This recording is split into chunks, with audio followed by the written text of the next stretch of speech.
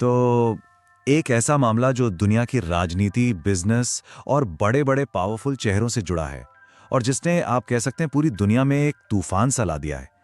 कहानी थोड़ी पेचीदा है, पर इसके हर जी पहलू हाँ, हम बात कर रहे हैं जेफरी एप्स्टीन की और उन एप्स्टीन फाइल्स की जो हाल ही में सामने आई हैं।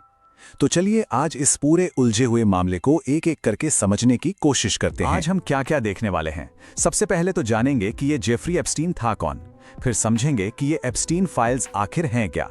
इन फाइलों से जुड़े सच और झूठ को भी अलग करेंगे, पीड़ितों का पक्ष और कानून क्या कहता है इस पर भी बात होगी, और आखिर में देखेंगे कि इस पूरे केस का दुनिया पर क्या असर पड़ा है। तो चलिए शुरू करते हैं उस इंसान से जो इस पूरे स्कैंडल के बिल्कुल सेंटर में है। सवाल यह है कि आखिर ये जेफरी एप्स्टीन था कौन, क्या थी इसकी कहानी। देखिए, जेफरी एप्स्टीन एक अमेरिकी फाइनेंसर था। उस पर नाबालिगों के यौन शोषण और सेक्स ट्रैफिकिंग जैसे बहुत ही संगीन इल्जाम थे। लेकिन कहानी सिर्फ पैसों की या अपराध की नहीं थी। कहानी थी दुनिया के सबसे पावरफुल, सबसे इन्फ्लुएंशियल लोगों के साथ उसके गहरे कनेक्शंस की। और ये मामला कोई नया नहीं है। इसकी शुरुआत हुई थी 2000 के दशक में, जब पहली बार उस पर आरोप लगे। फिर सालों बाद 2019 में उसे फिर से गिरफ्तार किया गया, पर कुछ ही समय बाद उसी साल न्यूयॉर्क की जेल में उसकी मौत हो गई। और वो एक ऐसी मौत थी जिस पर आज भी सवाले निशान लगे हुए हैं। तो अब एप्स्टीन की मौत के इतने साल बाद ये केस फिर से सुर्खियों में क्यों है? वजह है एप्स्टीन फाइल्स। तो सवाल यही उठता है कि आखिर ये फाइल्स हैं क्या, और इनमें ऐसा क्या है भाई कि इतनी हलचल मची हुई है। तो देखिए, एप्स्टीन फाइल्स असल में कोर्ट के कुछ डॉक्यूमेंट्स हैं। ये एक पुराने सिविल केस से जुड़े हैं और इन्हें बहुत समय तक सील करके गुप्त रखा गया था। इन डॉक्यूमेंट्स में गवाहों के बयान हैं, कुछ ईमेल्स हैं और हाँ, बहुत सारे लोगों के नामों का जिक्र भी है। ठीक है, तो एक सवाल मन में आता है कि अगर ये डॉक्यूमेंट्स इतने पुराने हैं तो अब अचानक इन्हें पब्लिक क्यों किया गया? इसके पीछे क्या कारण है? वजह है एक कोर्ट ऑर्डर। हुआ ये कि पारदर्शिता ट्रांसपेरेंसी की मांग बहुत बढ़ गई थी, तो कोर्ट ने फैसला किया कि लोगों के हित में है कि सच्चाई सामने आए, और बस इसी वजह से इन फाइल्स को रिलीज कर दिया गया।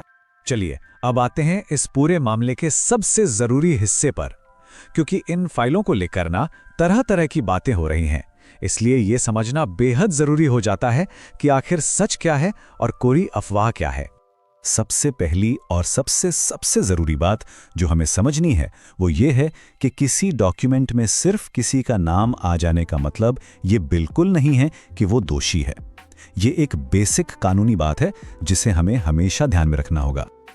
इन डॉक्यूमेंट्स में कई लोगों के नाम बस एक गवाह के तौर पर आए हैं, या शायद किसी के कॉन्टैक्ट के तौर पर, या किसी और बिल्कुल ही नॉर्मल वजह से। तो हर नाम को शक की नजर से देखना ये सही नहीं है। और यहीं पर मीडिया और खासकर सोशल मीडिया का रोल बहुत बड़ा हो जाता है। एक तरफ तो हैं कोर्ट के फैक्ट्स जिन्हें समझने के लिए पूरा कंटेक्स्ट जानना जरूरी है, और दूसरी तरफ है सोशल मीडिया की अफवाहें जो बिना किसी सबूत के जंगल की आग की तरह फैलती हैं और बस करती हैं। अब इन बड़े बड़े नामों और कानूनी दावपेच के शोर में हमें उन आवाजों को कभी नहीं भूलना चाहिए जिनके लिए ये मामला सबसे ज्यादा मायने रखता है, और वो हैं इस केस के पीड़ित।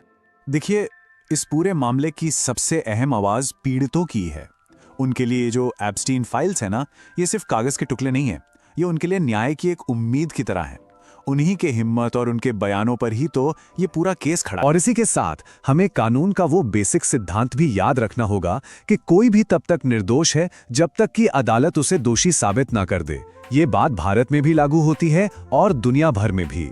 इसलिए इन फाइलों को इमोशन से नहीं बल्कि फैक्ट्स और कानून के चश्मे से देखना है। अच्छा, अब जरा इस मामले की बड़ी तस्वीर को देखते हैं। इसका असर सिर्फ अमेरिका तक ही नहीं है, बल्कि इसने पूरी दुनिया में एक नई बहस को जन्म दे दिया। इन फाइल्स के सामने आने के बाद ना पूरी दुनिया में पावर, पैसा और जस्टिस, यानी सत्ता, पैसा और न्याय, इनके बीच के रिश्ते पर एक नई और बहुत ही जरूरी बहस शुरू हो गई है कि कैसे अमीर और प्रभावशाली लोग कभी-कभी न्याय के सिस्टम को भी झुका सकते हैं।